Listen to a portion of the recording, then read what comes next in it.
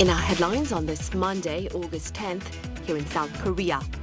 As the standoff over the Strait of Hormuz deepens, U.S. President Donald Trump claims Washington is low-keying its approach to Tehran and turning to economic pressure rather than military offensive. Meanwhile, here in South Korea, strong exports and business investments are keeping the local economy on track, but inflation and labor market conditions reportedly remain as key variables. Also, on the local front, after 17 straight tropical nights, Seoul is finally getting a brief break from the record heat. But forecasters warn the respite will be short-lived as scorching temperatures and unpredictable rain return under the influence of several typhoons. U.S. President Donald Trump says Washington is low-keying its approach to Tehran and turning to economic rather than military pressure. His latest remarks follow an ultimatum of sorts from Iran. Our Kim Bo-kyung has the latest. U.S. President Donald Trump said Sunday that the United States is low-keying it in terms of its approach to Iran, signaling that Washington would rely on mounting economic pressure rather than launching a new military offensive. Such remarks came during a phone call with Axios, saying the U.S. is only semi-negotiating with Iran. Trump said that the U.S. is just watching, with Iran suffering from massive inflation and is without money. Saying that Iran is in a very difficult situation economically, even lacking the funds to pay its soldiers, Trump added that the U.S. naval blockade of Iran has further worsened the economic crisis. Regarding the ongoing tug-of-war in negotiations, Trump said the situation would work out well, as it always does, like a chess game. This comes after Iran announced a list of demands for Washington to reopen the Strait of Hormuz. Mohammad Bagher Ghadar, Secretary of Iran's Supreme National Security Council, demanded the lifting of the U.S. naval blockade and the withdrawal of U.S. forces from the region. Tehran also demanded that the U.S. compensate Iran for damage caused by what Tehran described as 2 wars of aggression and lift all sanctions and unconditionally release Iran's frozen assets. The official stressed that the strait will remain closed until the U.S. changes its behavior.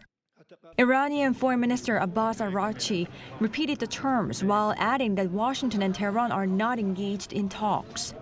Adding while speaking to reporters that Tehran will not start them as long as Washington breaches an interim deal signed in June.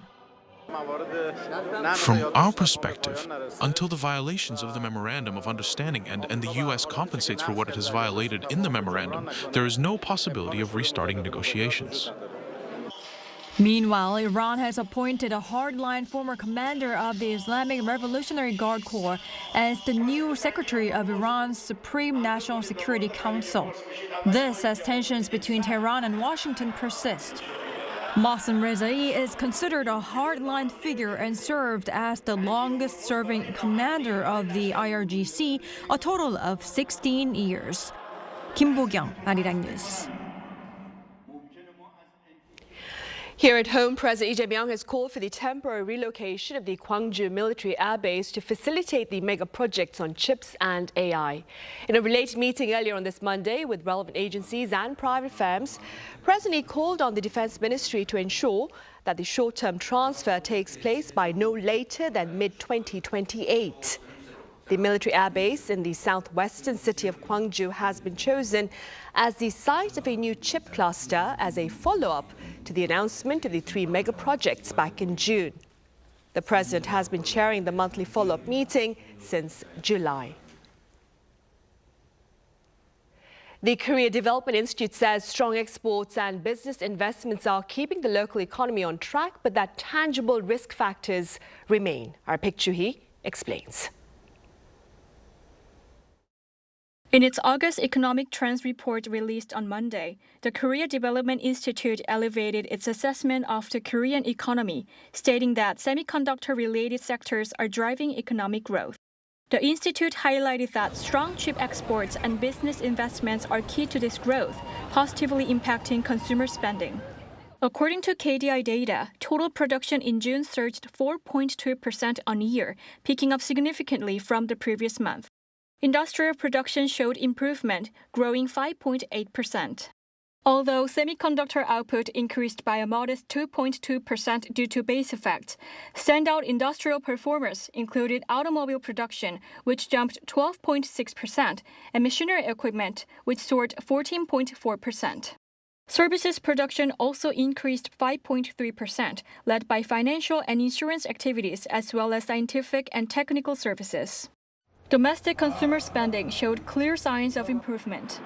Retail sales grew 4.2% in June, fueled by a 10.9% increase in durable goods sales, which includes passenger cars and home appliances.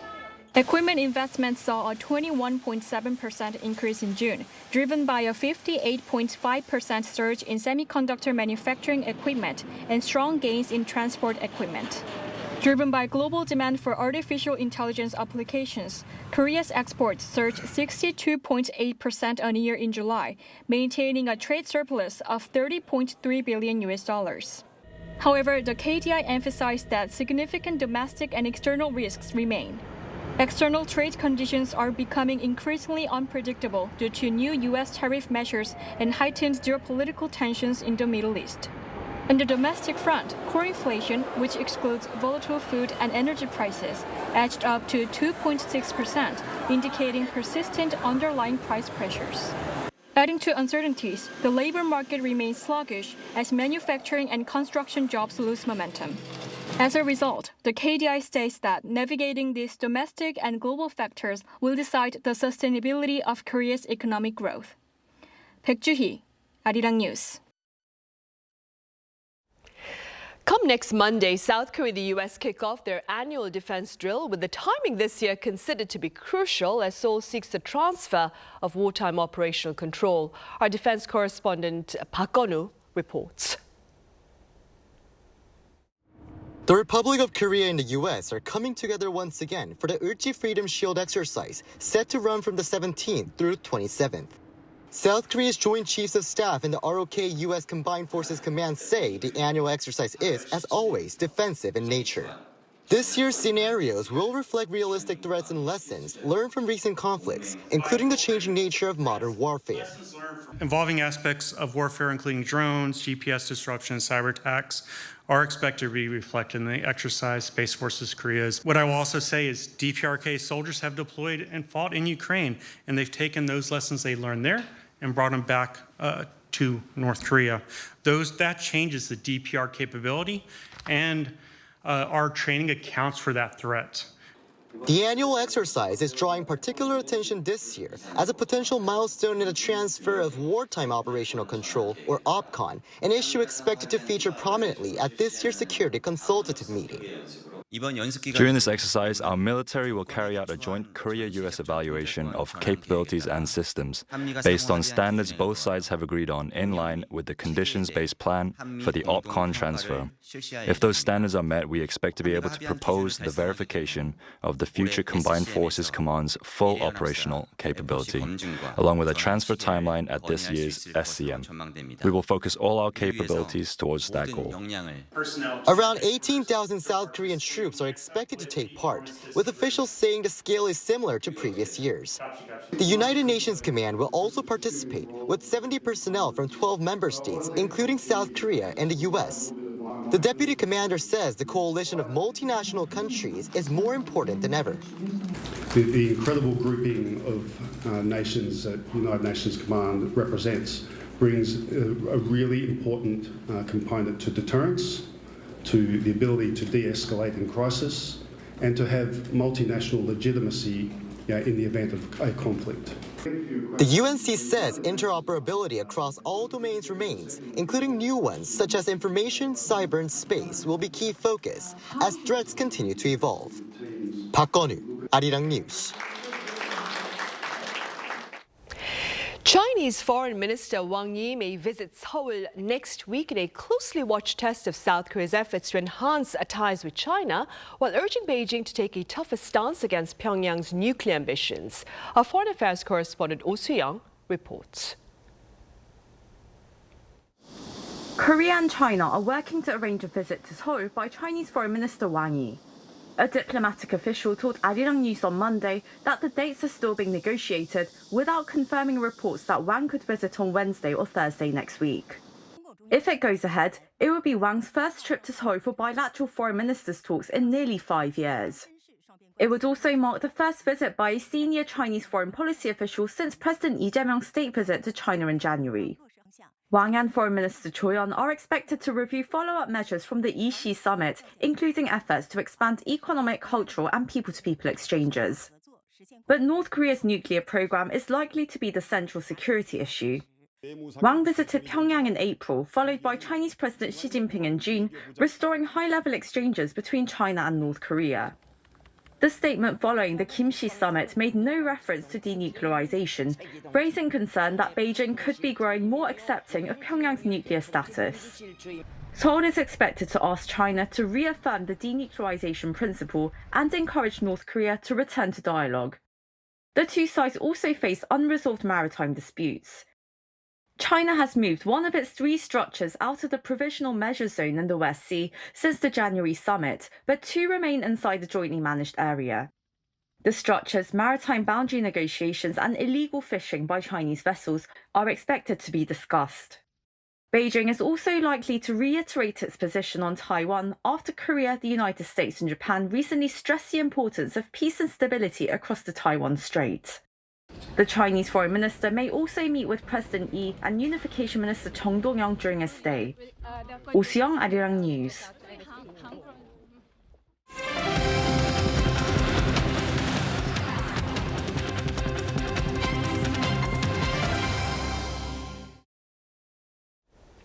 After 17 straight tropical nights, Seoul is finally getting a brief break from the record heat, but forecasters warn the respite will be short-lived as scorching temperatures and unpredictable rain return under the influence of several typhoons. Our Lee Seung-jae covers the weather.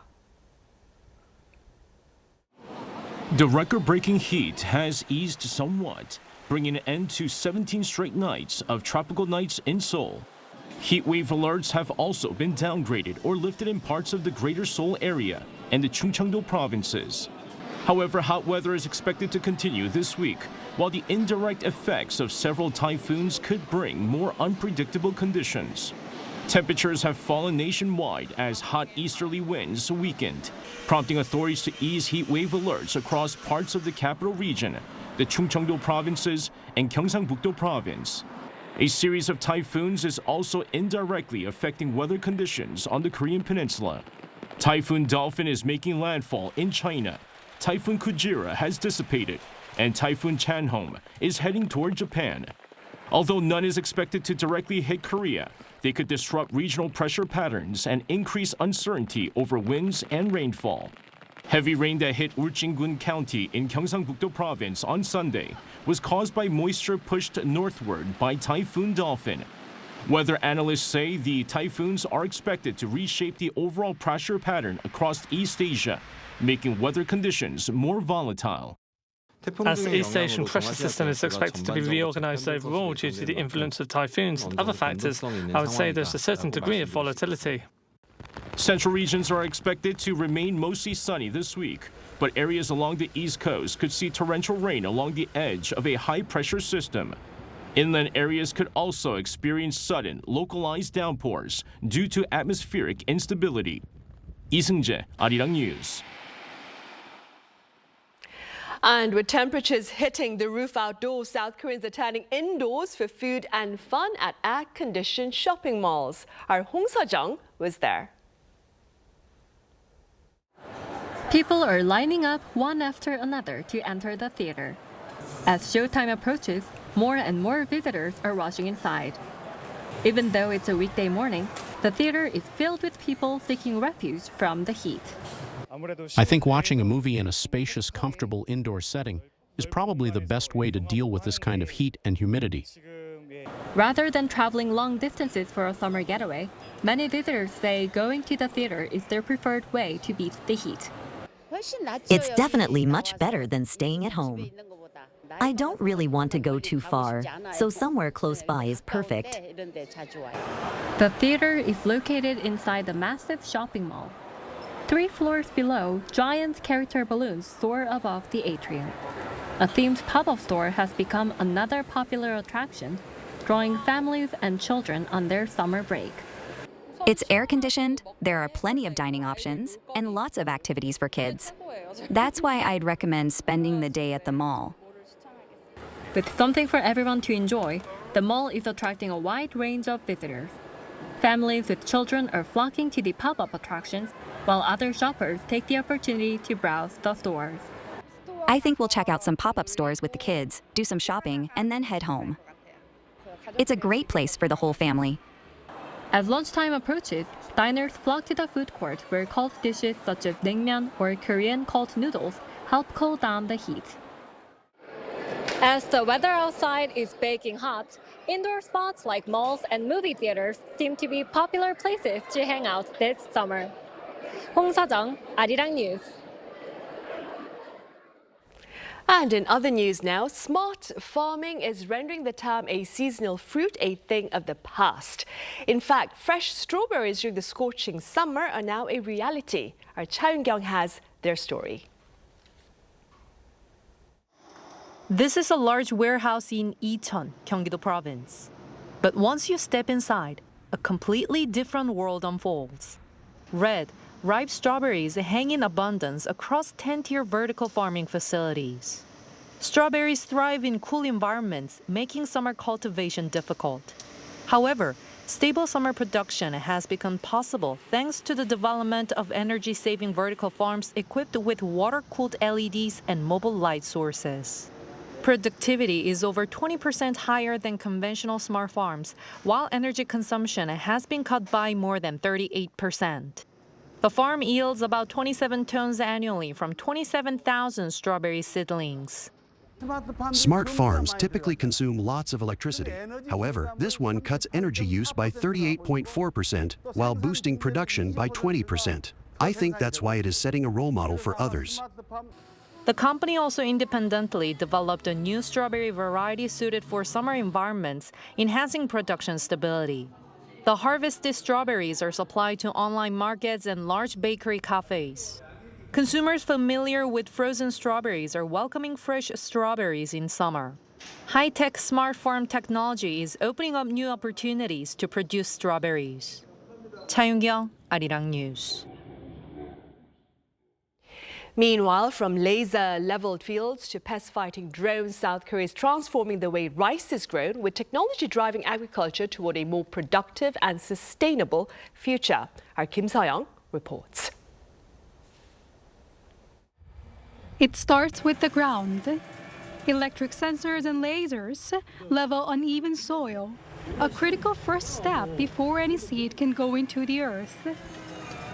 Once the ground is level enough, we can cut out the weeds, which would be extremely difficult otherwise. After that, we apply pesticides evenly using a boom sprayer. With the soil prepared, drones take over pest control while fully autonomous machines handle the rice planting. Meanwhile, universities are going beyond the farm. Researchers are developing microbial solutions that reduce chemical pollution, and they are now sharing that technology beyond Korea's borders. Definitely bigger and more productivity. Definitely, yeah.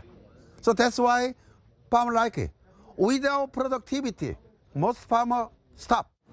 At the policy level, the Ministry of Agriculture, Food, and Rural Affairs is rolling out a long-term vision called Agricultural and Rural 2045, built around 6 pillars including AI and renewable energy.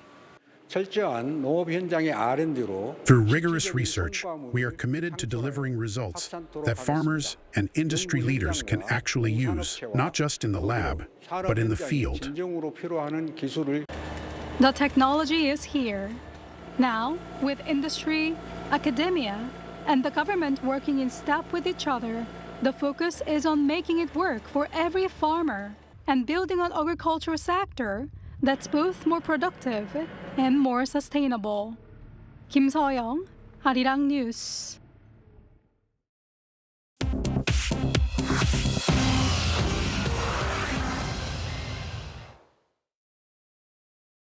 This is the world now. Israeli Prime Minister Benjamin Netanyahu says he will not accept President Trump's latest plan for Gaza. Netanyahu told his cabinet on Sunday that no troops will leave Gaza until Hamas gives up its weapons. The 15-point roadmap has Israeli forces pulling back as Hamas disarms, with an international force and new Palestinian police taking over security. On the ground, Israel last week scaled back its attacks and targeted killings. Hamas says it is still committed to the roadmap and wants Washington to press Netanyahu to follow it. Netanyahu faces an election on October 27th. In Ireland, one of the world's most wanted men was charged on Sunday with directing a criminal organization. Alleged crime boss Daniel Kinahan appeared in a Dublin court just hours after the United Arab Emirates handed him over. The 49-year-old was arrested in Dubai in April. He was flown home on an Irish government jet on Sunday and taken straight to a rare Sunday night hearing under armed guard. Kinahan was remanded in custody. 4 years ago, the United States named him a leader of the Kinahan crime group and offered $5 million for his arrest. In China, more than 1 million people have been evacuated from their homes as Typhoon Dolphin made landfall on Sunday. It's the most powerful storm to hit the country this year.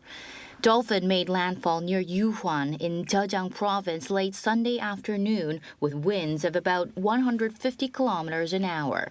Forecasters warn of up to 500 millimeters of rain in parts of the province through Monday, with risk of flooding and landslides. The city of Wenzhou evacuated more than 900,000 residents, and Fujian province evacuated nearly 99,000 people. Flights have been canceled across the region, including around 1,500 flights in Shanghai. Before reaching China, Typhoon Dolphin swept over Japan's Okinawa Islands, injuring 6 people and cutting power to more than 50,000 buildings. Forecasters say the storm will slow as it moves inland, keeping the rain falling for days. In the United States, former President Joe Biden's prostate cancer has spread. His son Hunter Biden said in an interview on Friday that the cancer has spread to his bones and is very painful and debilitating. The 83-year-old was diagnosed with an aggressive form of the disease in May of last year. His wife Jill says Joe Biden will live with cancer for the rest of his life. Hunter Biden says his father will keep fighting as long as he is alive. Chu Ji-hyun, Arirang News.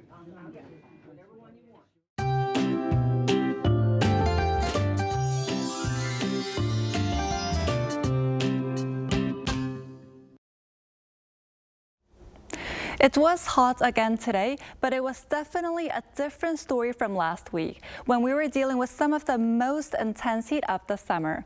We'll see a pretty sharp temperature contrast between east and west tomorrow. The western regions highlighted in yellow on the map will climb above 32 degrees Celsius tomorrow. Meanwhile, along the east coast, where heavy rain has been pouring down in recent days, highs will stay much lower, around 28 degrees in Gangneung and 29 degrees in Pohang. Now, heatwave warnings are in place only in parts of the Jeollado provinces, while many other areas have seen their advisories downgraded or lifted altogether. Tropical night advisories are still in place mainly across the southern parts of the country, and tomorrow morning temperatures will stay above 25 degrees Celsius in many inland areas. Tomorrow, Seoul and Gwangju will start the day at 25 degrees and Jeju 26 degrees. Then by the afternoon, Seoul will get up to 33 degrees, Chuncheon 31 and Daegu 32 degrees. For now, hot weather will stick around under mostly clear skies. Now here's a look at the weather around the world.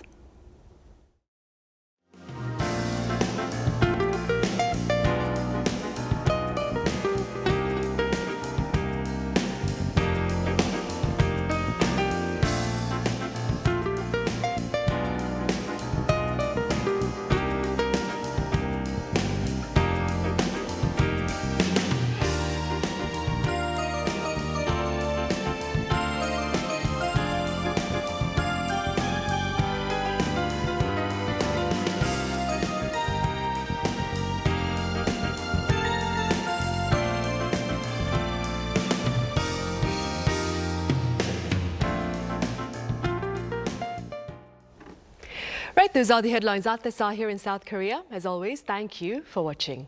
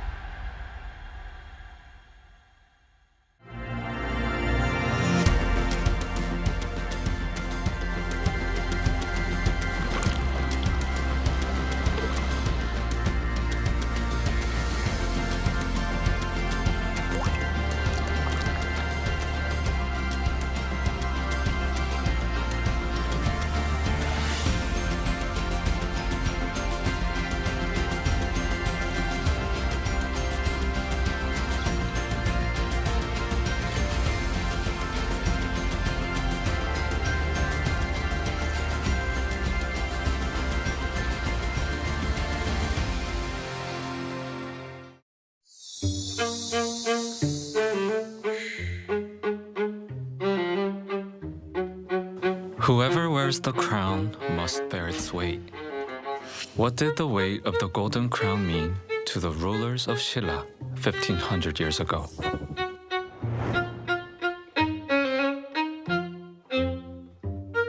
When it was first excavated, the golden crown was found flattened and folded into a cone shape, covering the face of the deceased. This dazzling artifact wasn't merely a funerary object placed to guard the tomb, or a true crown that once stood at the very peak of living power. Those who believe it was worn point to its tree-shaped ornaments, arguing that silver was mixed in, allowing the decorations to stand firm without bending.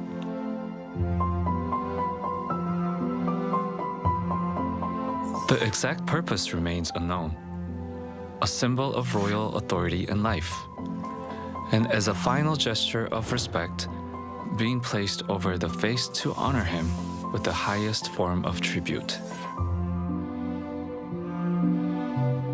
The gold belt discovered alongside the crown likewise attests to the sacred authority of its wearer. Each shimmering gold plate is etched with symbols of authority. The golden crown and belt hallmarks of Silla's golden age and flourishing renaissance still rate an enduring golden presence today. Only those who bore its weight could possess the Silla's crown and belt, a dazzling testament to Silla's enduring legacy.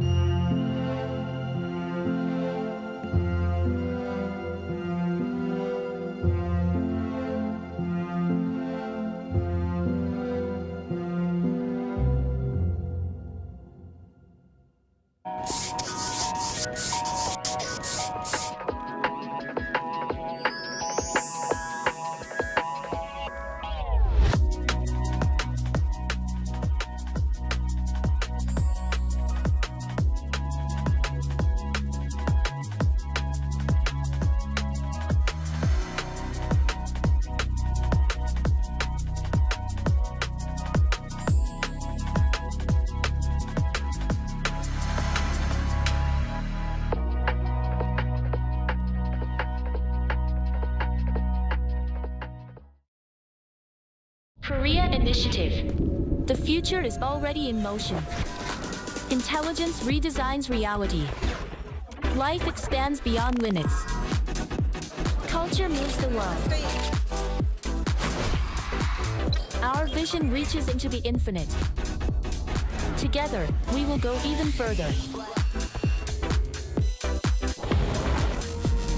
The K Initiative.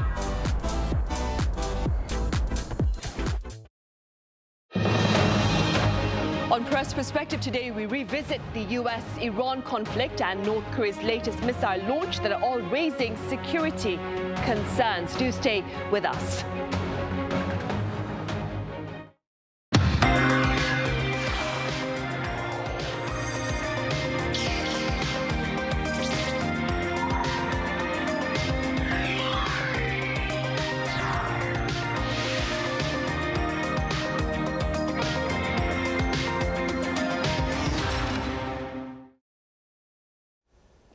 Hope your work week is off to a good start. It's Monday, August 10th here in Seoul. I'm Min San-hee.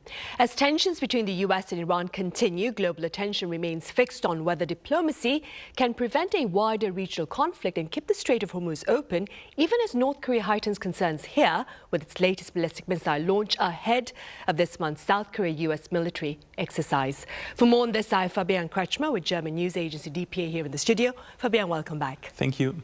I also have Professor Pan Gil-chu at the Korean National Diplomatic Academy joining our session virtually. Professor Pan, as always, it's a pleasure. Good to be with you. Fabian, we start here in the studio. Let's begin with the latest in the US-Iran conflict. Yeah, actually, to describe the latest is not an easy task because there's a lot of dynamic in the story. A lot of things change from a day-to-day basis. But to sum it up, I would say there was some diplomatic movement, but in the central conflict questions, well, I think they're locked in. I don't see a breakthrough yet. So US President Donald Trump, he said that the war could end, quote unquote, pretty soon. Why? He says Iran is not able to sustain the conflict much longer. He was citing the state of the Iranian economy. The inflation is pretty bad, etc. So they have their problems. But on the other hand, it's also widely acknowledged that the US is running out of ammunition, of especially those long-distance missiles. So they also have an interest to suspend the attacks for now. Right now, both states are not negotiating directly, but they have Oman as their intermediary. And Iran basically fixed a list of demands, what is needed to reopen the Strait of Hormuz, according to Iran. And that includes that the US should compensate the Iran for wartime damages, and it should lift sanctions, economic sanctions. And this is something that the US is for now not willing to do. So we basically have two sides locked in, but we also don't have a further escalation. US President Trump recently said that he takes a low-key approach in this conflict. So, I mean, how will it go further? My opinion is that probably this back and forth will stay for a while. Right. In the meantime, Professor Pan, prospects of transit tolls in the Strait of Hormuz are rising. What are the implications of such tolls in the Strait of Hormuz for the international community, including South Korea? Well, since transit tolls means the complete control of the Strait of Hormuz by Iran, those measures pose serious challenges to the international community in many ways. First of all, the implementation of transit tolls could serve as a facilitator to make a rules-based maritime order falter seriously. Inherently, these should serve as public goods so that everyone can use them freely, which is feasible under the rules-based maritime order. However, the implementation of transit tolls allow a power-based order to be at the forefront rather than the rules-based maritime order. If that happens, a rules-based international order will be faltering across the board simply beyond the maritime domain. Second, the implementation of transit tolls in the Strait of Hormuz could serve as a negative precedent so that this new measure can be applied to other choke points as well, such as the Strait of Malacca and the Northern Sea route. To top it up, expanding maritime blockade poses serious challenges to economic development and prosperity around the world. Third, if transit tolls were to be implemented indeed, it could pose challenges to international security as well as regional security in the Middle East. Key reasons why Iran attempts to gain complete control of the Strait of Hormuz are the control allows Iran to increase its negotiating power and establish its deterrent power against the United States and Israel. In particular, Iran believes that its control of the Strait of Hormuz allows it to be armed with strategic weapons similar to nuclear weapons. What that means is that Iran could block the Strait of Hormuz whenever it wants for its national interests or its military purposes. In this vein, Iran's attempt to control the Strait of Hormuz makes international security more vulnerable than before. All these 3 points show that Iran's attempt regarding transit tolls is related to its strategy, simply beyond making money. So it is right about time for the international community to play an enhanced role in offsetting Iran's attempt rather than simply waiting for the outcome of the United States and Iran negotiation. Right, indeed. I wonder, Fabien, in the meantime, how important is keeping the Strait of Hormuz open for Europe's economy and energy security, do you think? Yeah, it is quite important, but maybe not as essential as you might assume. Why? Because European economies are not depending so strongly on the Strait of Hormuz compared to Asian economies. But the ripple effects of a closed, or at least long-term closed Strait of Hormuz would be quite dramatic for Europe as well. Let me break that down into numbers. So in 2025, all the crude oil that passed through the Strait of Hormuz, only maybe a little bit more than 4% was destined for Europe. For LNG, it was 10%, so the LNG dependency is a little higher. But if the Strait of Hormuz is closed, then it would not mean that there's a massive blackout and that Europe would run out of energy immediately. But it would mean that an increasing number of countries would compete for alternative oil supply, and that pushes up prices. And in Europe, especially in my home country, Germany, you already have a lot of high energy costs, mainly because the traditional energy source of Russia is not available anymore after the war in Ukraine. Higher energy costs would mean higher price of food, higher price of construction services, and that comes on top of several years of high inflation. So, of course, this would have massive implications for Europe, and that's why there's a strong incentive that the Strait of Hormuz would remain open.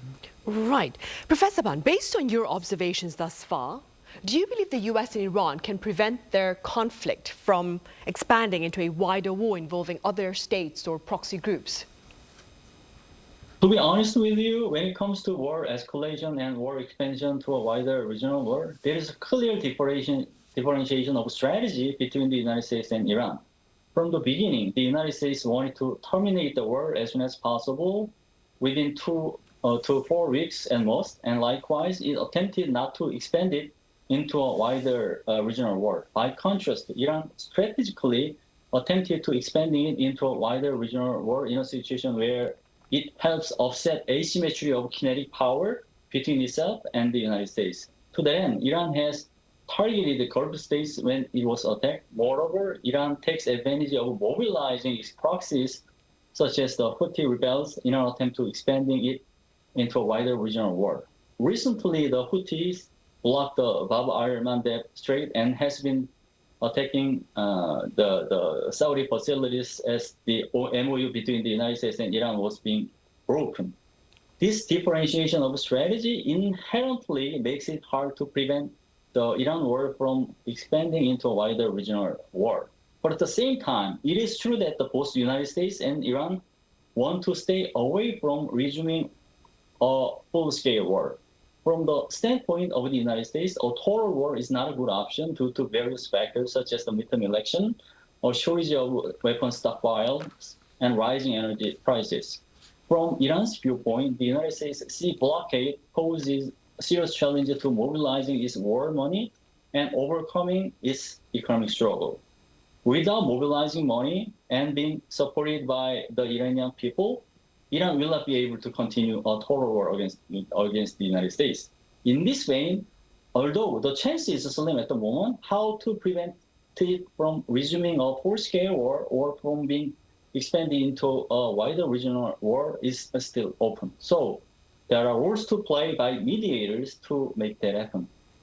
Right, and amid these concerns over tensions in the Middle East, Fabien, here in the Korean Peninsula, North Korea launched a short-range ballistic missile back on Thursday. Do tell us more about this particular launch. Yeah, so at least one short-range ballistic missile was launched, and it was started around Wonsan, so meaning around the east coast of North Korea. It was flying around 200 kilometers towards the East Sea, so towards the direction of Japan. Now, you could say business as usual. Why? Because there were times when North Korea has been launching short-range ballistic missiles every other week, and no damage was reported, no casualties.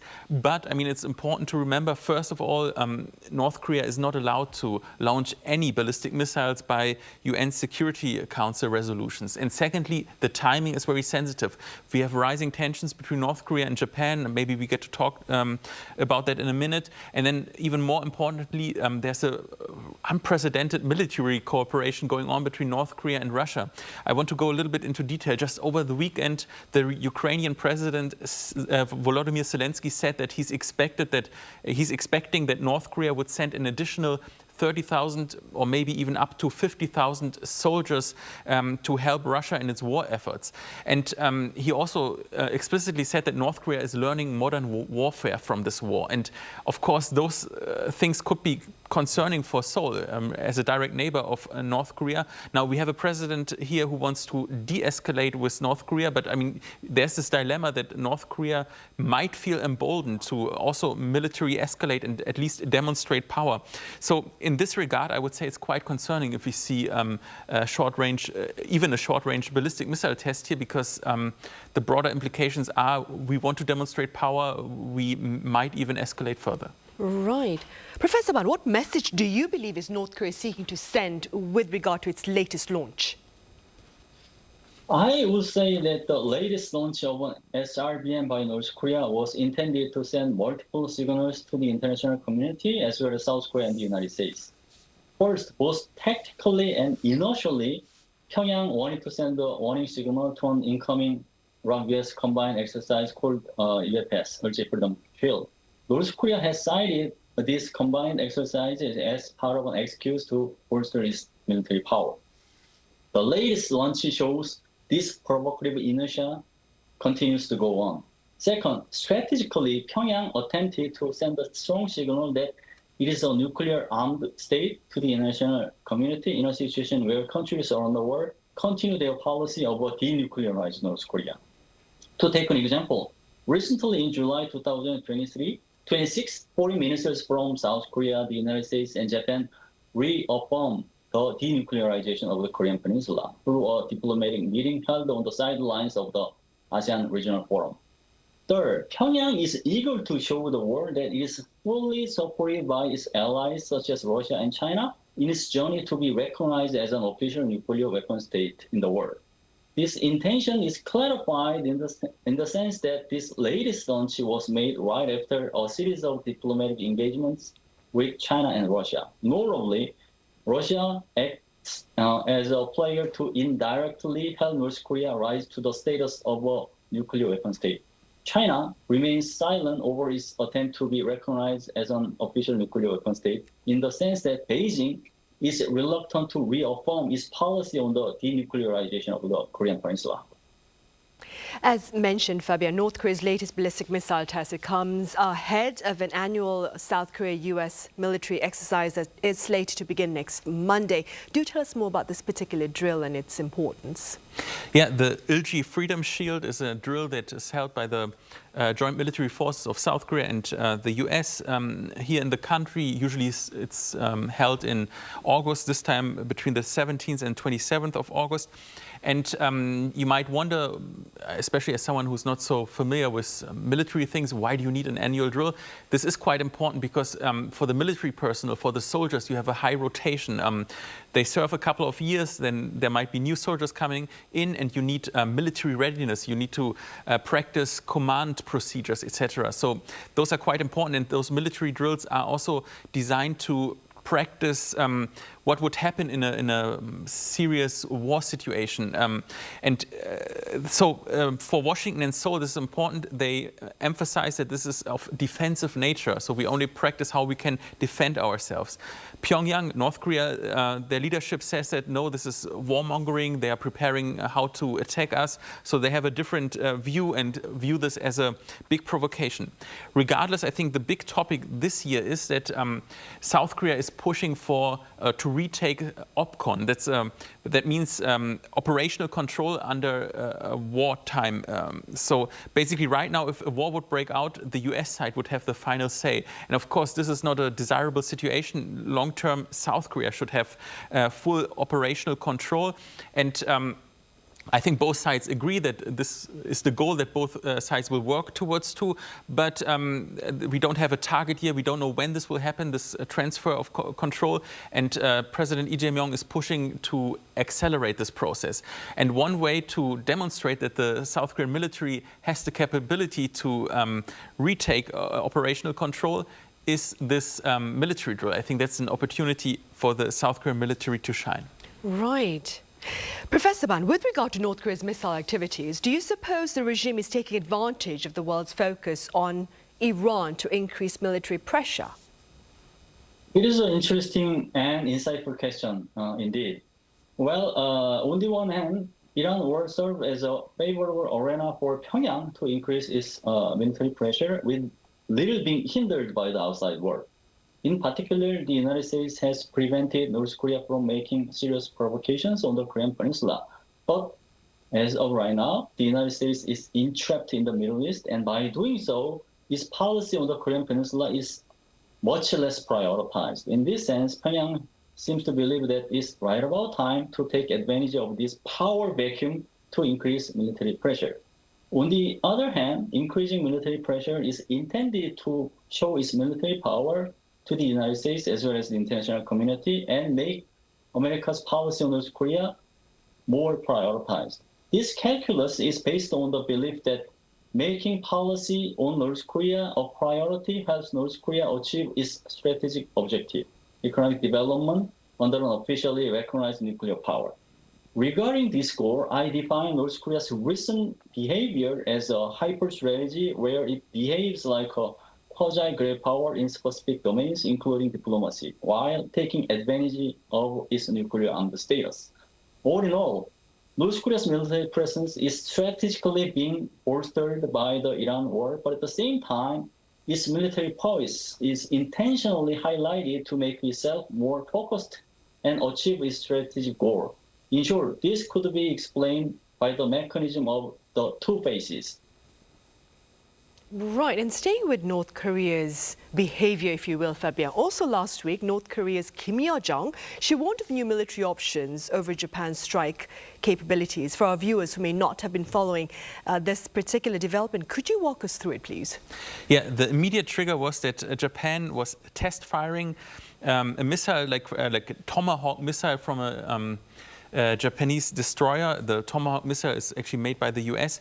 And that is important because for North Korea, they say that Japan is moving from a defensive military posture to basically wanting to make preemptive strikes, so become more of an aggressor. Of course, Japan is rejecting that claim. They say that we only want to defend ourselves. But the threat that Kim Yo-jong, the sister of Kim Jong-un, made, that North Korea would, take additional military options, would also increase or expand the military arsenal in terms of missiles, that gives you a bigger picture that here in East Asia we have an arms race that is actually already starting. Japan feels threatened by North Korea, but also by a highly militarizing China. I mean, we also have to see that Beijing is increasing its military budget by 7% already for several decades, and also is increasing its nuclear arsenal.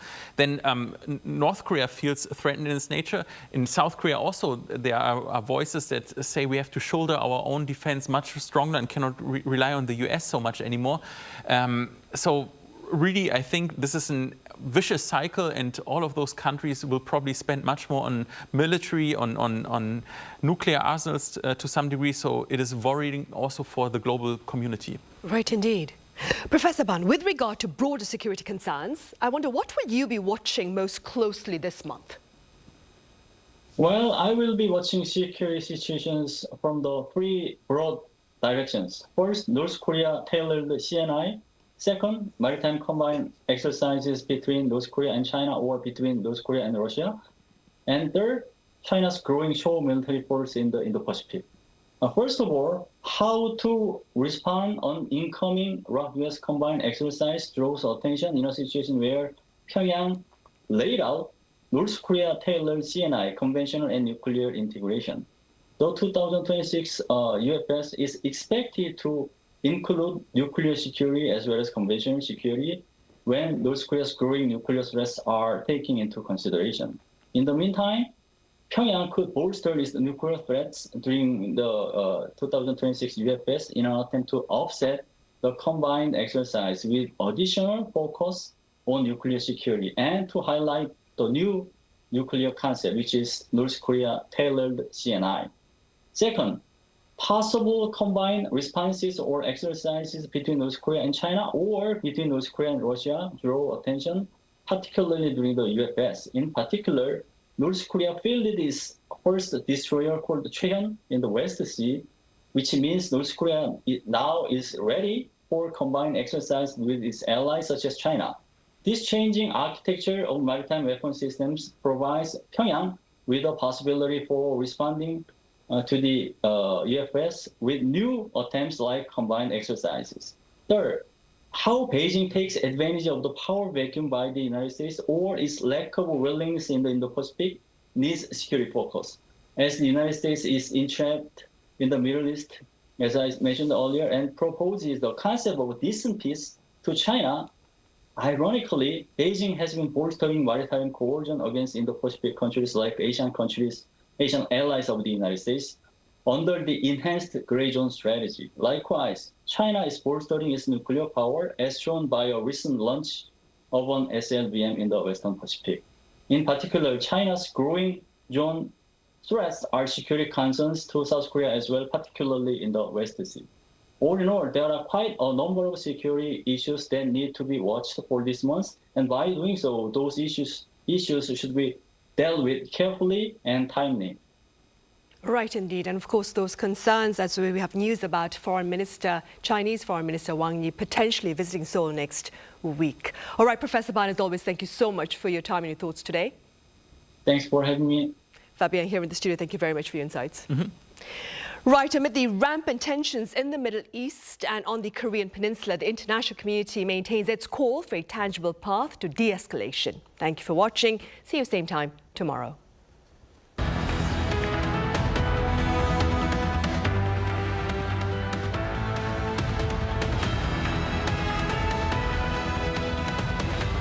라면 먹고 싶어. 나 라면 먹고 싶어요.